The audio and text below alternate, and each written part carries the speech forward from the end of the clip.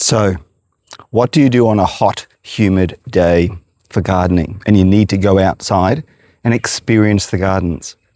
Well, my recommendation is head to a botanic gardens. I'm currently at the Noosa Botanic Gardens, which is just outside of the centre where everyone goes for Noosa. So you head up towards Koroi in an area called Lake MacDonald.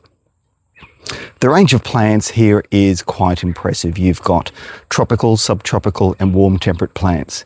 I'm currently under one of the really beautiful poinciana trees, and walking through the garden, you've got sunny spots, shady spots, rainforest areas. Botanic gardens are a great way to experience the local flora and also what grows really well in the local specific area. So whether you're a tourist or a local, exploring these areas are really, really important.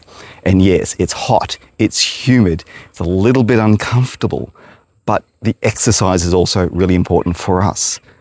Provided you've got a hat, water, wherever you go, take water, and you can enjoy the experience. The other really good thing about this botanic gardens is you're allowed to take your dogs, and I walk my dogs here, and a lot of other people do as well. But at the same point of time, hey Seven, at the same point of time, pick up any of the dog poos if your dog does it.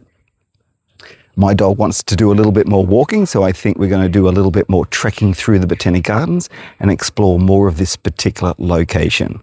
And that's your garden tip for today here on Paul Plant Horticulture. Hope you've enjoyed it. A little bit of suggestions, what to do on a hot, humid day. And by the way, you will have a shower when you get home because it's really, really sticky.